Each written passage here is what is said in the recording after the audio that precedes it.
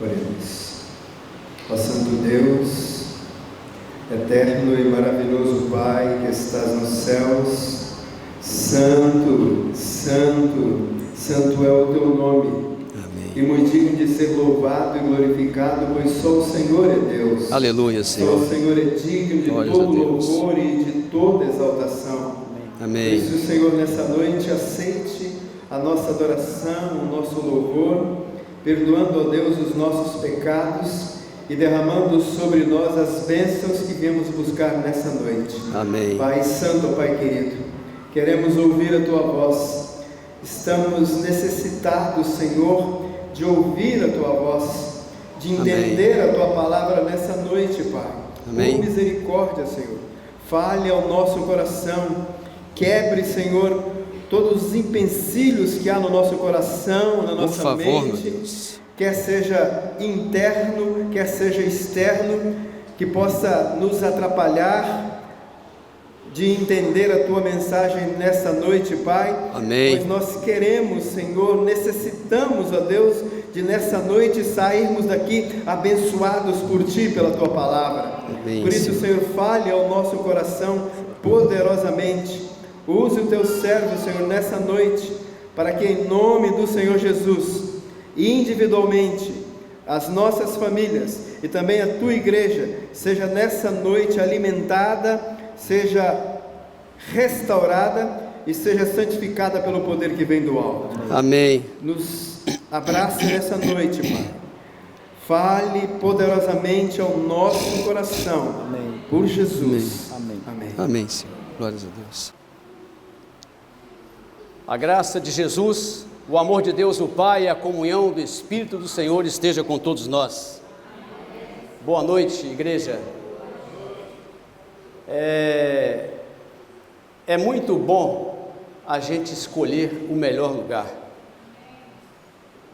Eu me congratulo com Deus porque você hoje escolheu o melhor lugar, que é exatamente aos pés do nosso Senhor Jesus Cristo. Eu não conheço nenhum lugar melhor do que este, porque é exatamente aos pés de Jesus que você encontra a paz, o refrigério e a tua própria graça. Nesta noite nós vamos falar de um tema que há muito tempo vem mexendo com o cristianismo. Eu não sei qual é o tamanho nem a quantidade dos seus problemas, mas o que importa é eu saber qual é o tamanho e a quantidade dos seus problemas? Nada, não importa nada. O que importa é que alguém saiba o tamanho e a quantidade dos seus problemas, porque somente esse alguém pode resolver todo e qualquer problema que você tenha. Não há dúvidas sobre o poder deste alguém. E hoje nós vamos ver aqui que mesmo com problemas, as vitórias aparecem. Tudo depende de nós mesmos. Porque se nós quisermos, nós teremos a vitória. Mas se nós hesitarmos, ela não virá. Eu quero que você entenda uma coisa. Um dia, há muitos anos atrás, alguém sofreu por você e por mim. E quando este alguém sofre por você e por mim, ele não quer dizer, como muitos entendem erradamente, que você então, por ser um cristão, não vai ter mais nenhum problema. Mas o que é preciso saber é que você, como cristão, você vai ter sim, sempre, a solução dos seus problemas. Porque a solução dos seus problemas está aqui, agora, neste momento, e eu não tenho nenhuma dúvida no meu coração. Porque ele disse que aonde houverem duas ou mais pessoas, ele se faria presente, e eu tenho absoluta certeza que ele está aqui agora. Abra sua Bíblia, por favor, no livro de Lucas, capítulo 22.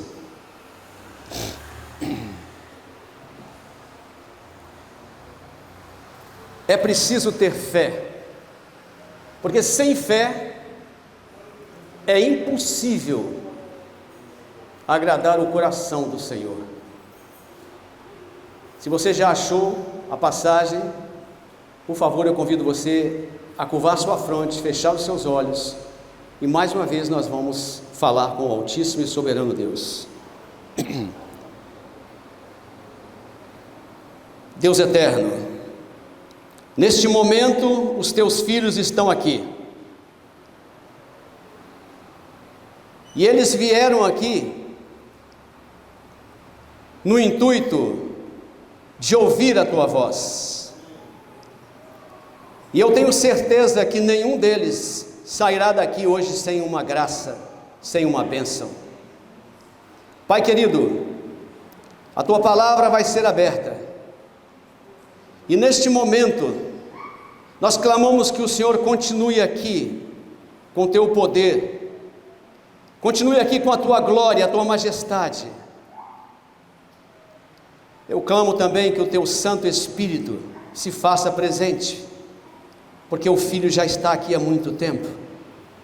Eu peço que o teu Santo Espírito, que já chegou aqui e está aqui, proteja essas paredes, essas janelas, essas portas, não permitindo que nada que não venha do Senhor sequer se aproxime delas.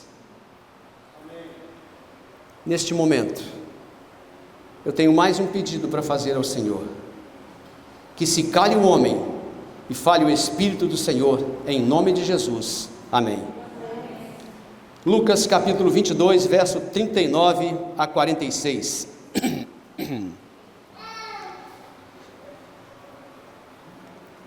E saindo, foi como de costume para o Monte das Oliveiras, e os discípulos o acompanharam. Chegando ao lugar escolhido, Jesus lhes disse: orai, para que não entreis em tentação. Ele, por sua vez, se afastou cerca de um tiro de pedra, e de joelhos orava, dizendo: Pai, se queres, passa de mim este cálice, contudo, não se faça a minha vontade, e sim a tua. Então lhe apareceu um anjo do céu que o confortava, e estando em agonia, orava mais intensamente. E aconteceu que o seu suor se tornou como gotas de sangue caindo sobre a terra. Levantando-se da oração, foi ter com os discípulos, e os achou dormindo de tristeza, e disse-lhes: por que estáis dormindo? Levantai-vos e orai, para que não entreis em tentação. Como de costume, a palavra de Deus diz que Jesus foi ali. Aonde? Aonde? Ao monte. Jardim do Getsemane. E hoje eu quero apresentar uma versão para vocês. Sejam bem-vindos ao lagar de sangue. Getsemane, o lagar de sangue. E Jesus tinha por hábito aparecer por ali. Era costume dele estar ali. E você há de convir que quando uma pessoa tem o costume de estar num lugar, é porque este lugar de alguma forma o satisfaz. Você está aqui hoje, e se você não tivesse sido tocado pelo poder do Espírito de Deus, e seu coração não tivesse se enternecido, você estaria talvez em outro lugar. Mas você foi tocado porque, como de costume, você costuma estar aqui, e Jesus costumava estar lá. Nós vimos aí que nos versos 40, 41, 42, 44, 45 e 46, em 6 dos 8 versos aqui desse texto de Marcos, eu frisei aqui durante a leitura uma palavra, você lembra dela qual foi? Oração. Em vários planos vocálicos. Orava, orando, pediu oração, enfim. E nós temos aqui uma característica muito forte de Jesus. Jesus era o Deus que não se cansava de orar. E você? E eu? Estamos nos cansando de orar? Porque a oração tem poder.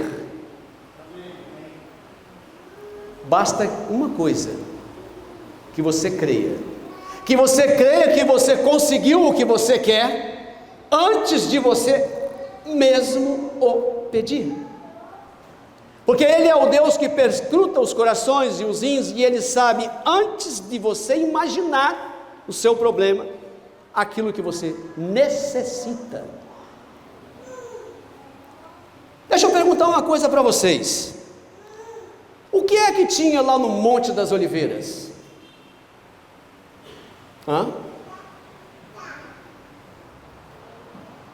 Oliveiras? Não é isso? Monte das Oliveiras, oliveiras. Deixa eu te perguntar outra coisa. O que é que a oliveira produz?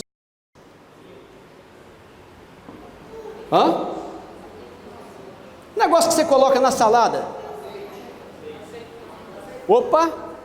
Azeitona. Azeitona. Uma salada sem azeitona. Bom, tem gente que não gosta, né? Mas eu gosto. E lá existia muitas azeitonas. Deixa eu te perguntar uma coisa. Como é que a azeitona vira azeite? Já sei. A gente coloca um monte de azeitona aqui e começa a acariciar a azeitona, fazer um carinho nela, abraçá-la, e aí ela dá o azeite. É assim? É assim? Sabe, a azeitona precisa de um processo. Ela precisa ser esmurrada, amarrada, amassada, pisada.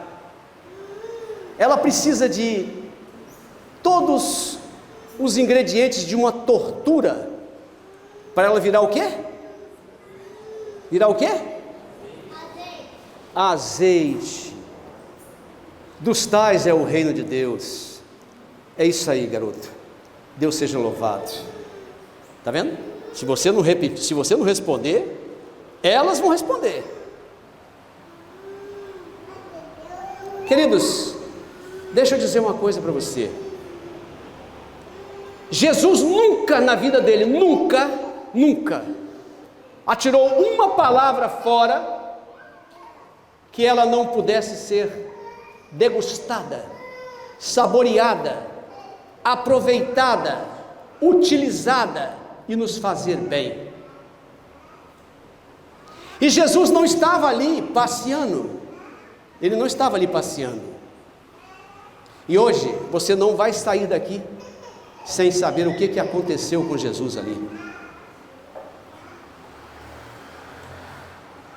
Creio que muita gente nesse momento está pensando: eu sei o que aconteceu.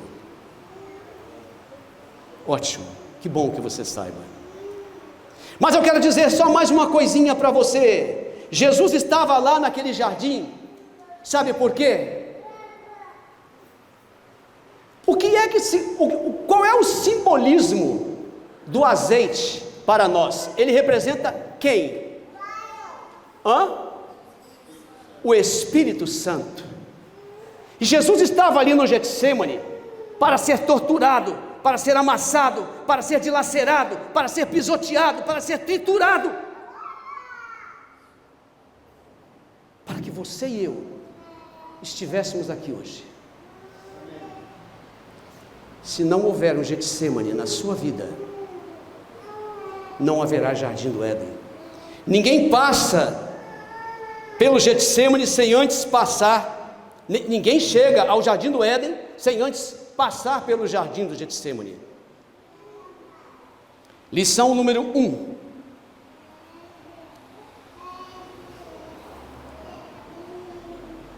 Jesus estava em oração e por 3 vezes ele orou ao Pai. O Evangelho de Mateus e Marcos, eles falam nas 3 vezes. Eu escolhi o de Lucas, porque tem uma passagem aqui muito forte e poderosa. E nós vamos destrinchar essa passagem aqui. Sabe, queridos, lição número 1, nesta mensagem de hoje. Não há como você vencer o seu Getsemane sem oração. Talvez você possa dizer assim: lá vem mais uma mensagem de oração, então me mostre um comprimido para resolver o problema do cristianismo, que não seja os joelhos no chão e muita oração. Antes de cada resolução, de cada problema, perca tempo. Segundo os ímpios, segundo os cristãos, ganhe tempo orando ao Senhor Jesus. Qual é o seu Getsemane? De repente um casamento com problemas, de repente um pai com filho nas drogas, uma família com um pai com problemas de bebida, drogas. Eu não sei se o seu problema seria um desemprego, não sei se seria uma doença, problema de saúde. Uma coisa eu sei: Jesus é o Deus que cura e sara, o poderoso Jeová Rafá. Ele não deixa pós-operatório, Ele cura e sara.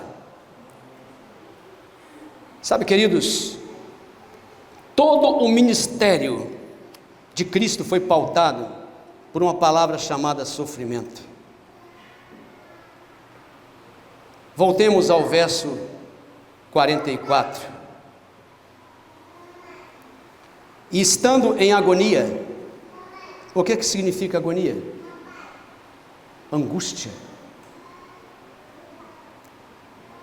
ânsia de morte, ansiedade, orava mais intensamente. E o que é que aconteceu? Aconteceu que o seu suor se tornou como gotas de sangue caindo sobre a terra. Essa igreja, ela é dotada de muitas pessoas que oram com muito fervor.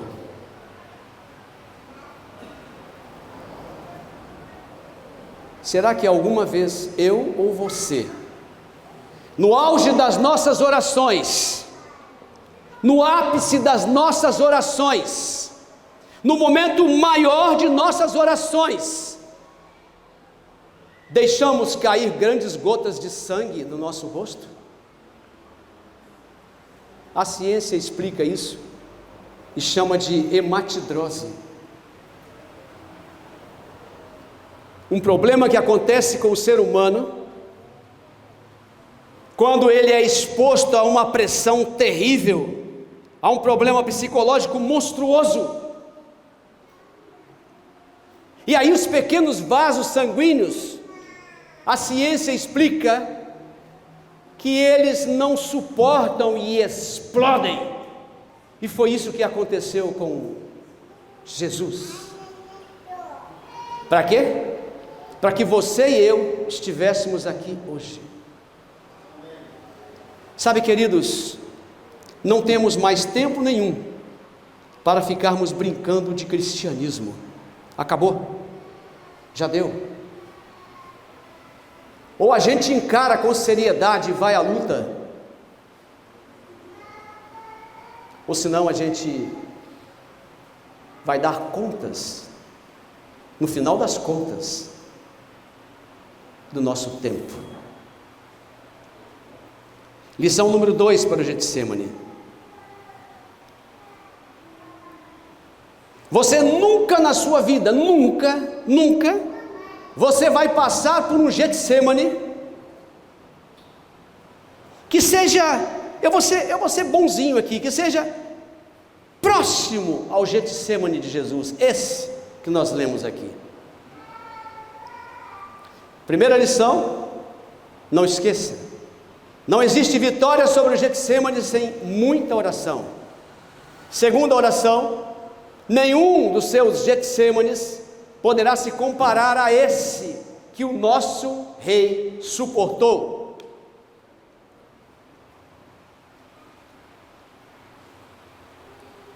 Sabe, queridos,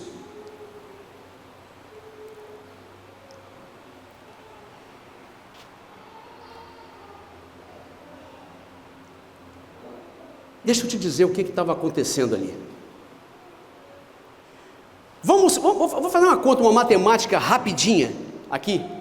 Vou fazer uma matemática rapidinha para você entender o que estava acontecendo ali. Vamos supor que eu cometa 10 pecados por dia. No final de uma semana eu tenho quantos pecados? 70. No final de um mês eu tenho quantos pecados? 280. No final de um ano, quantos pecados? 3.360. Mas eu sou apenas um. A população do planeta registrada hoje está em torno de 7 bilhões e 300 milhões de pessoas. E você vai dizer, uau, vou multiplicar então 300, isso, você vai multiplicar 3.360 por esse quantitativo. Mas não é só isso. Nós estamos em 2019. Antes de 2019, aconteceram vários 2000 por aí. E sabe o que eu quero dizer com isso? Que todos esses pecados estavam registrados aqui, nas costas de Jesus, lá dentro do Getsêmani. Por isso que a senhora White diz que antes de chegar aí ele tropeçou e andou caindo.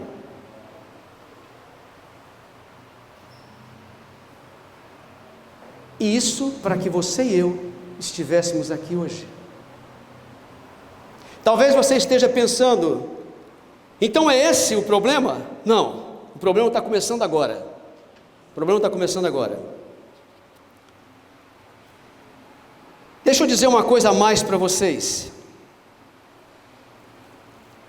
Verso 43. Então lhe apareceu um anjo do céu que o confortava. Quando Jesus orou pela terceira vez, o céu parou. Os anjos ficaram desesperados. Os anjos clamavam ao bom Deus: deixa que a gente vá lá, deixa que a gente resolva esse problema, que a gente conforte ele está sofrendo, ele não está aguentando, ele está precisando de alguém que interceda por ele. Sabe, queridos, deixa eu dizer uma coisa para vocês.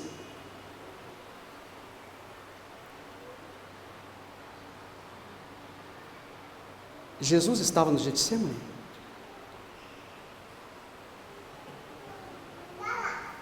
Sim ou não? Vamos, eu quero que a igreja responda. Sim ou não? Sim. Mas deixa eu dizer outra coisa para vocês. Ali no Getsêmani estava também Miguel. Porque Miguel tira as vestes sacerdotais e vem para a guerra. Jesus estava em meio a uma guerra.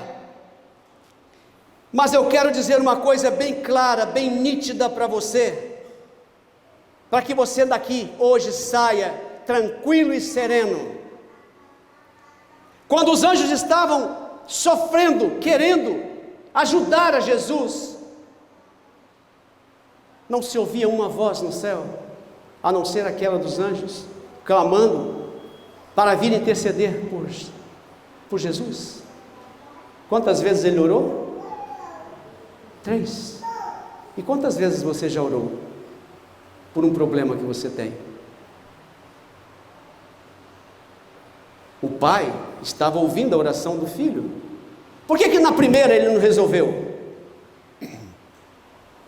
Porque o nosso Deus, ele, às vezes, ele diz não para você, outras ele diz, espera um pouquinho, e a outras ele responde com sim.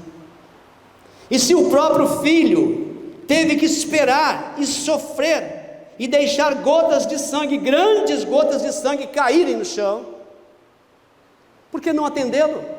Se ele não tinha pecado, mas peraí, ele não tinha pecado, não tinha, mas o que eu falei ainda há pouco? Ele estava carregando os pecados do mundo nas costas, não que ele tinha um único pecado, não, ele não tinha nenhum único pecado, mas ele se fez. O profeta diz que ele foi moído pelas nossas transgressões, e ali ele estava moído. Mas deixa eu dizer uma coisa a mais para você. Nesse momento sublime, algo aconteceu. Nós vamos ver daqui a pouco, mas eu vou antecipar aqui agora para você. Deus retirou os raios de luz e glória de Jesus. E os anjos choraram.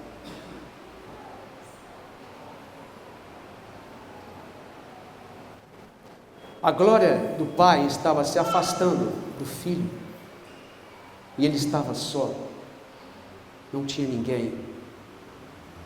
Aqueles discípulos, a palavra que diz que ele achou-os dormindo de tristeza, né? É assim que fala aqui? Dormindo de tristeza. Por quê?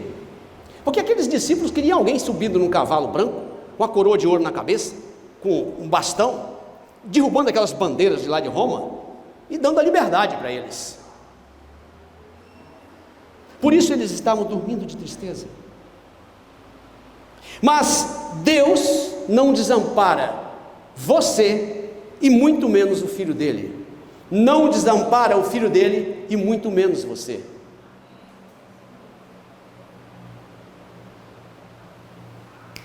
Deus estala o dedo e um anjo, numa fração de segundos, ele chega aonde Jesus estava. E esse anjo conforta Jesus, porque Jesus estava sendo pressionado pelo próprio líder adversário. E esse líder adversário não mostrava coisas boas para Cristo, mostrava, está vendo ali? Olha lá, o seu tesoureirozinho querido lá, vendendo você por 30 moedas. Está vendo do lado de lá? Olha lá, seu seguidor fiel lá, está te negando 3 vezes. Ele não mostrava a igreja de Santa Fé aqui, ó, unida em oração, ouvindo a mensagem da palavra de Deus. Ele só mostrava coisas ruins, e nesse momento chega quem? Gabriel. Gabriel chega para confortar. Lição número 3. Primeira, não se vence um Getsemane sem oração. Segunda, o seu Getsemane nunca se comparará ao de Cristo. Terceira, em todo Getsemane na sua vida vai haver um anjo do seu lado para te ajudar. E você diz? Amém. Aqui Gabriel estava ajudando a Jesus. Estava mostrando para ele um monte de remidos salvos. Estava mostrando para ele que a vitória ele iria conseguir, continuando a sua luta para nos salvar, para nos remir. Se Deus é por nós, quem será contra nós? Nós chegamos aqui a um momento especial da mensagem. Eu quero que você pare tudo agora, tudo. Silencie os seus pensamentos, porque eu copiei aqui, para não perder nenhuma palavra, nenhuma vírgula. Eu já li o Desejado de Todas as Nações algumas vezes, várias vezes. E toda vez que eu chego nesse capítulo, do Getsemane eu tremo. E toda vez que eu chego nessa parte aqui eu sofro. E eu quero que você escute bem atentamente o que eu vou ler aqui agora. Está na página 403 do Desejado de Todas as Nações. E o relato diz: Jesus sentia que pelo pecado estava sendo separado do Pai. O abismo era tão largo, tão negro, tão profundo, que seu espírito tremeu diante dele. Para escapar a essa agonia, ele não deve exercer seu poder divino. Tão terrível lhe parece o pecado, tão grande o peso da culpa que ele deve levar sobre si, que ele é tentado a temer que o pecado o separe para sempre do amor do Pai. Uau! O pecado separe Jesus para sempre do amor do Pai. Você já pensou nisso? Você já imaginou isso na sua vida? Pensando em Jesus? Porque afinal foi ele que disse que o pecado faz o quê? Traz separação entre quem? Entre quem, igreja? Entre Deus e os homens. E quem é que estava ali? Miguel, Jesus, mas alguém 100% homem. Mas ele era 100% Deus, mas vai ele usar um poderzinho dele só, em prol dele, para ver se nós estaríamos aqui hoje. E ela continua: sentindo quão terrível é a ira de Deus contra a transgressão, ele exclama: a minha alma está profundamente triste até a morte. Mateus 26, 38. Cada passo que dava agora, fazia-o com grande esforço, gemia alto, como sobre a opressão de terrível fardo. Ao sentir interrompida sua unidade com o Pai, temia que sua natureza humana, olhem, prestem atenção, eu vou repetir. Ao sentir interrompida sua unidade com o Pai, temia que em sua natureza humana não fosse capaz de resistir ao vindouro conflito com os poderes das trevas. Com os resultados do conflito perante si, a alma de Cristo se encheu de terror da separação de Deus. E agora vem o clímax da tentação de Jesus. Alguém pode dizer assim: mas ele foi tentado 3 vezes no deserto. Ouça agora o clímax da tentação de Jesus. Satanás dizia-lhe que se Cristo se tornasse penhor de um mundo pecaminoso, seria eterna a separação. Ele, Jesus, se identificaria com o reino dele, do inimigo, e nunca mais seria um com Deus. Misericórdia.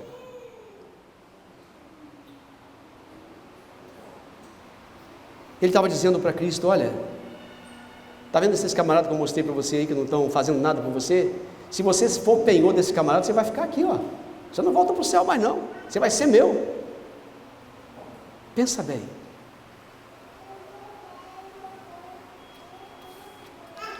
Os ciprestes e as palmeiras foram as silenciosas testemunhas de sua angústia. Dos folhudos ramos caía denso orvalho sobre seu corpo prostrado, como se a natureza chorasse sobre seu autor, sozinho, a lutar contra os poderes das trevas. A angústia mental, a sua ansiedade, a aflição. Ele não orava agora pelos discípulos, para que a fé deles não desfalecesse, mas por sua própria alma, assediada de tentação e angústia. Jesus aqui estava precisando de um intercessor. Jesus estava aqui no clímax da tentação, no sofrimento máximo que ele passou nesse planeta. Aí você vai dizer: mas vem cá, mas e o Monte da Caveira, o Gólgota, o Calvário? Calvário é penhor de vitória, não é de sofrimento. No Calvário ele pisou na cabeça da serpente. e deixou para você o poder de também pisar na cabeça da serpente, ficar livre desses pensamentos em que ele, o inimigo, quer que você pense que você não vai conseguir, mas ele te dá o poder de pisar na cabeça da serpente. Basta para isso que você tenha uma comunhão diária com ele, que você não viva o conto da carochinha, mas que você viva o conto da realidade. Não há como conhecer alguém, se você não conviver com esse alguém. Não há como conhecer alguém se você não passar horas a fio ao lado desse alguém. Não há como conhecer alguém se você não mantiver uma comunhão com essa pessoa, e Cristo quer isso, uma comunhão. Cristo quer que você derrame suas lágrimas. Cristo quer que você entenda de uma vez por todas que não adianta lutar sozinho. Coloca Jesus à sua frente para que Ele assuma a postura de Miguel na sua vida e vença as suas lutas. Sabe, queridos, ali tem mais um comentário final da autora do Desejado de Todas as Nações. Ela diz o seguinte: prestem bem atenção aqui, prestem bem atenção. Ela diz o seguinte: eu já comentei isso no começo, mas agora eu vou ler o que ela disse. Ela disse o seguinte: pudessem os mortais ter testemunhado o assombro, pudessem os mortais ter testemunhado o assombro das hostes angélicas, quando em silenciosa dor observavam o Pai retirando de seu bem-amado Filho os raios de luz, amor e glória, e melhor compreenderiam quão ofensivo é aos seus olhos o pecado. Sabe, eu não consigo entender, eu não consigo entender como que alguém pode suportar tamanha dor e aflição.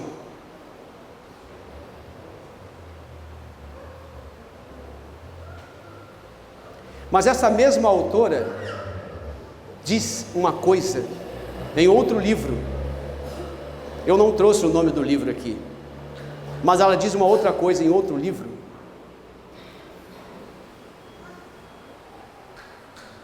Ela diz que Jesus usava algo para resolver os seus problemas, e eu pasmei.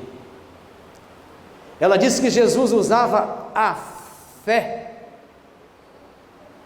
Ela disse certa vez que Jesus, caminhando por cima das águas, ele estava usando o poder da fé dele. Fé. Ele não transformou o mar em laje para poder passar por cima do laje, não. Ele estava usando o poder da sua fé. Como está a sua fé hoje? Será que a sua fé está vitaminada, está fortalecida? Ou ela precisa do apoio de Jesus?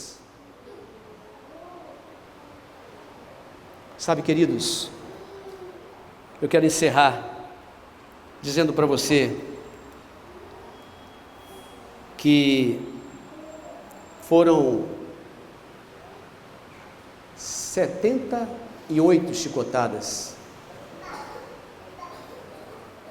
2 séries de açoites no Desejado traz, 2 séries de açoites ele passou. E aqueles chicotes vocês conhecem, vocês sabem que havia pontas de osso onde batiam na carne e arrancavam pedaços e o sangue esguichava. Para quê? Para que você estivesse aqui hoje e eu também. Ali foi uma coroa de espinhos colocada na sua cabeça, que esse mesmo livro diz o seguinte: eram cravos imensos, aonde o cara que estava tecendo até se furou várias vezes, e que ao colocar na cabeça de Jesus, ele não sabia como encaixar, porque não tinha onde pegar, e aquela cana que ele trazia debaixo do braço, com aquele manto de púrpura, os guardas pegaram aquela cana, e ela disse que eles deram de cima para baixo na cabeça de Jesus, para encravar aquela coroa, para ela não sair dali. Ela diz, no desejado, que aqueles espinhos quase perfuraram o crânio do Salvador. Para quê? Para que eu e você estivéssemos aqui hoje. Nós estamos no limiar de um final de um grande conflito. Que lado você está? De que lado você vai querer ficar? Tem mais 3 pregos, e teve um artista que desenhou Jesus na cruz. Esse não entendia nada de Bíblia. Ele desenhou Jesus na cruz e colocou um prego do lado esquerdo na mão, outro na direita. Depois ele separou os 2 pés de Jesus e colocou 2 pregos, um em cada pé. Eu acho que ele achou pouco. Sabe por quê? Porque Jesus tinha um plano, e o plano dele tem que ser o mesmo plano seu, porque se nós temos pressa para sair da presença de Cristo, nós não teremos nenhuma condição de ir para a eternidade com Ele. Às vezes nós ajoelhamos no chão e parece que um joelho fica e o outro fica em cima. É tanta pressa de sair da presença. Eu não sei por que isso. Afinal de contas, esse homem levou socos, levou pontapés, levou tudo. E uma coisa que para mim, foi um dos piores, é o menear de cabeças. Para mim, um dos piores foi exatamente o escárnio. Já imaginou uma pessoa olhar para você e dizer: ei, irmão, você... Isso para mim é o fundo do poço. E ele suportou tudo isso para que nós estivéssemos aqui hoje. Sabe, queridos, a minha oração para você e para mim é que nós possamos compreender que nós estamos passando por problemas, porque esses problemas precisam de uma solução, e a solução é Jesus. Nós precisamos entender que esses problemas que nós estamos passando é a única maneira de nós nos aproximarmos do Salvador.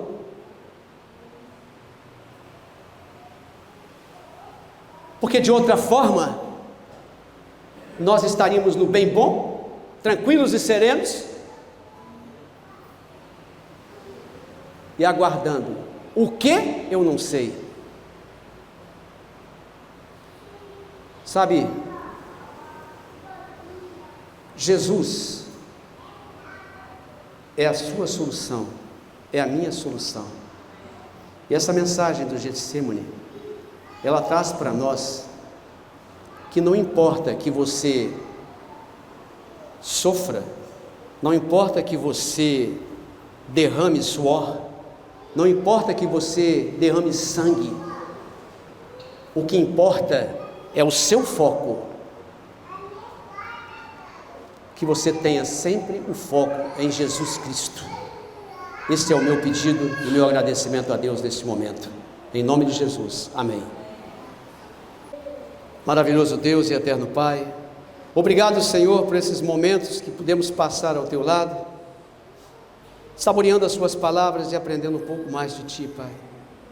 Que nesta noite de quarta-feira, Teu Santo Espírito possa ter operado maravilhas nas nossas almas, nos nossos corações, purificando-os, e que esta mensagem possa criar raízes no nosso coração, Pai, para que nós possamos entender de uma vez por todas que não há salvação fora de Jesus, e não existe nada que nós possamos fazer se não estivermos arraigados com Ele.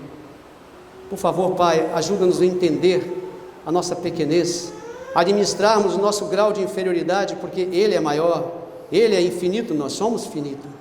Pai querido, neste momento, neste dia, nesta noite, nós estivemos aprendendo aqui que não podemos vencer, meu Deus, o Getsêmani das nossas vidas sem oração, que não existe Getsêmani pior do que aquele que Jesus passou ali, e que não existe Getsêmani onde um anjo o Senhor não estabeleça para nos ajudar. Obrigado, Pai.